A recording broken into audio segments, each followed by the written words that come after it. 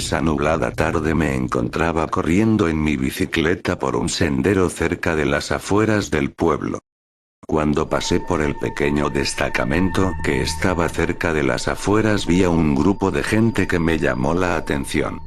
Llevado por la curiosidad, y a pesar de que andaba apresurado, me detuve y le pregunté a un señor qué era lo que estaba pasando. El hombre me dijo que no estaba seguro, pero que escuchó que hace media hora, un sujeto llegó al destacamento diciendo que a su hijo se le había aparecido, lo que él describió como un hombre de aspecto cadavérico, el cual, supuestamente llevaba sombrero. Medía como 2 metros y estaba fumando. Dicen que por alguna razón ese individuo estuvo persiguiendo al niño en algún lugar del bosque, pero que el niño corrió hasta que lo perdió. Luego el niño llegó a su casa. Media hora después, alguien tocó la ventana de su habitación. Cuando el niño abrió la ventana, era aquel espectro que lo había seguido hasta su casa. La verdad, me encontraba raro que la policía estuviera haciendo caso a una denuncia de tan poca importancia como esa. Pero luego de oír a varios de los curiosos que estaban ahí, me enteré de que la policía lo estaba haciendo solo por quitarse de encima a algunos campesinos que los tenían hartos con las quejas de que últimamente se habían estado viendo unos forasteros muy extraños merodeando de manera sospechosa de noche en el pueblo. Pero como hasta el momento ninguno de estos individuos había cometido ningún acto criminal contra nadie, la policía no tomaba el asunto en serio. Y más todavía porque la policía pensaba que se trataba de algún tipo de organización mafiosa que andaba de paso en el pueblo, tal vez detrás de alguien. Y lo mejor era no meterse con esas personas. Al otro día iba camino a mi casa por un lugar que quedaba a varios kilómetros de donde vivía. Como ya estaba anocheciendo, decidí coger el atajo del cementerio. Cuando estaba casi a mitad de camino, moviéndome entre algunos matorrales, de repente tropecé con una cruz de madera, la cual se torció. Yo la agarré y la puse en su lugar. Cuando me levanté para irme, en ese mismo instante, escuché una voz detrás de mí que dijo: «Buenas noches».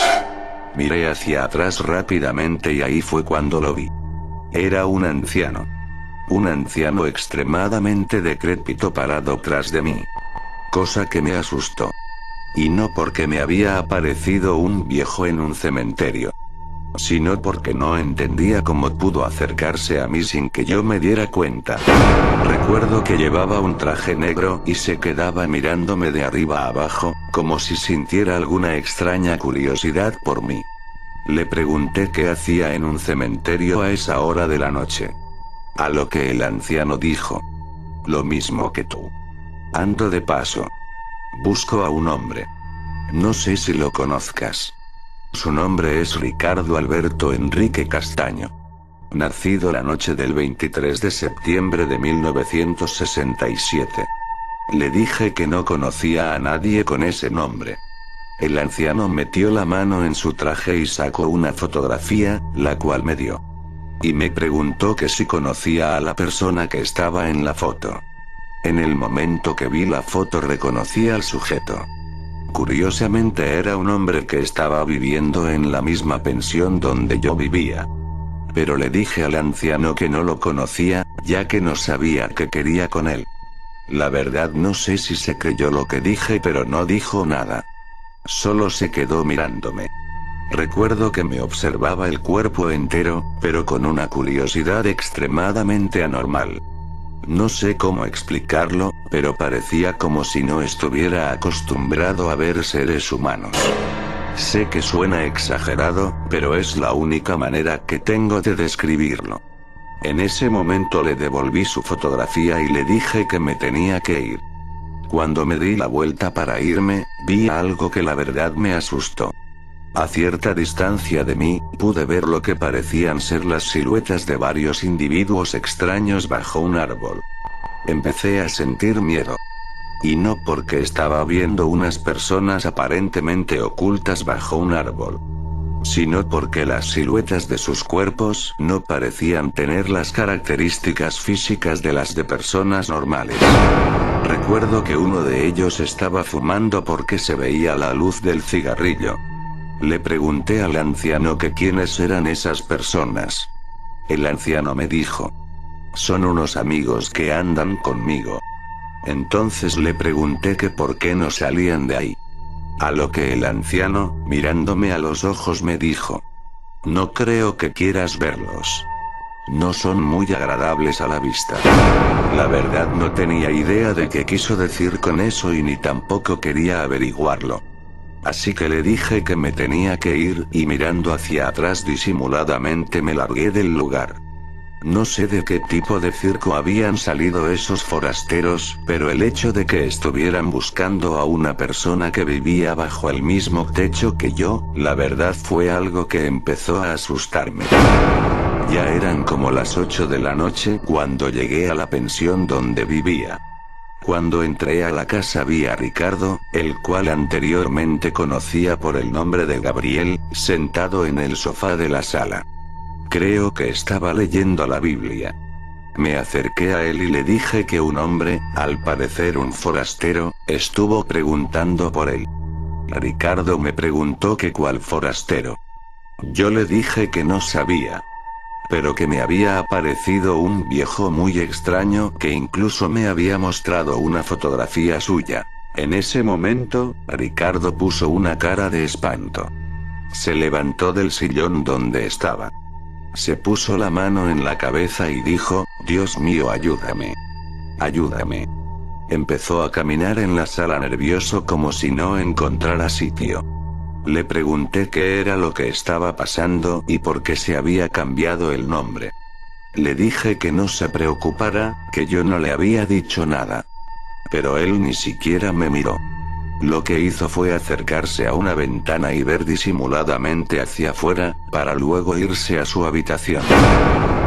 Creo que no pasaron ni 5 minutos, cuando veo a Ricardo con una maleta y con su hija en brazos.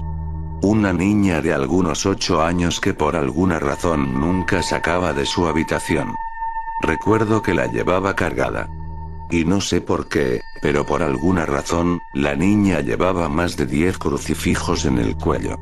Recuerdo que Ricardo le estaba diciendo que la amaba, mientras la niña lo abrazaba y le preguntaba: papi, ¿qué es lo que pasa? ¿Por qué nos vamos? En ese momento Ricardo empezó a llorar y no le respondía.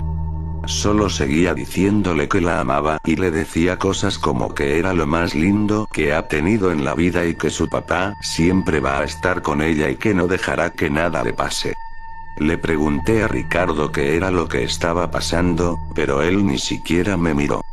Metió una mano en su bolsillo y le pagó a la señora que cobraba el alquiler, creo que 30 veces más la cantidad que tenía que pagarle. Parecía como si por alguna razón tuviera tanto dinero que no encontraba qué hacer con él. Luego fue hacia la puerta, la abrió, echó un vistazo hacia la oscura calle, y con su maleta en la mano y su hija en la otra, salió corriendo sin mirar atrás. Esa misma noche, creo que eran ya como las 12:30. Yo me encontraba en la sala echándole trementina a una lámpara porque no había luz. Cuando de repente alguien tocó la puerta. Me lo encontré raro ya que nadie solía hacerlo a esa hora. Me dirigí hacia la puerta para abrirla. Pero justo antes de hacerlo, una anciana, la dueña de la pensión, me dijo que no lo hiciera. La señora se acercó a la puerta y preguntó: ¿quién es y qué quiere?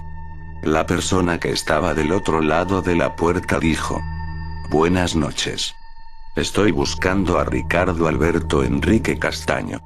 Nacido la noche del 23 de septiembre de 1967. Si se encuentra ahí, por favor dígale que salga. Tengo un amigo que lo está buscando. Cuando escuché esa voz supe que era aquel anciano que vi en el cementerio. Y vi que la señora puso una cara muy extraña, como si conociera a ese hombre. Me dijo que apagara la luz. Luego, le dijo a ese hombre que ahí no vivía ningún Ricardo. Pasaron unos segundos de silencio. Luego el hombre tocó otra vez y dijo: Ricardo Alberto Enrique Castaño, salga de la casa. A lo que la señora, en tono fuerte, volvió a decirle: Aquí no vive ningún Ricardo. Váyase a buscarlo a otra parte, maldito engendro. La razón por la cual esa señora se mostraba tan grosera con ese hombre, era totalmente desconocida para mí. En ese momento, una mujer que también vivía en la pensión vino a la sala corriendo asustada, diciendo que habían unos individuos extraños merodeando en el patio y mirando hacia acá. En ese instante la señora dijo: Cierren bien las ventanas. No quiero que ninguno de esos malditos pise mi casa. Recuerdo que la mujer que estaba con nosotros, la cual se veía muy nerviosa, le preguntó a la anciana que quién eran esos hombres, y qué era lo que querían. A lo que la señora, mientras miraba por la ventana, dijo: Esos no son hombres. Son emisarios del diablo. Sirvientes enviados por el mismo Satanás a hacer algún trabajo. Mi abuelo tenía un pacto con uno de ellos. Parece que están buscando a ese tal Ricardo y no sé qué trato tiene con ellos, pero tiene que ser algo grande. Nunca había visto que mandaran a tantos a buscar a una sola persona. A pesar de que yo no creía lo que decía esa señora, lo decía con tanta seriedad que daba la impresión de que estaba hablando en serio. Cosa que la verdad empezó a asustarme. No sé qué tipo de sociedad tenía Ricardo con esos individuos. Pero al parecer en algún momento algo no salió como lo esperaba y tal vez por eso se vio obligado a huir con su hija. Hasta que terminó en este pueblo en medio de la nada. Lugar en el que probablemente creyó que estaría a salvo.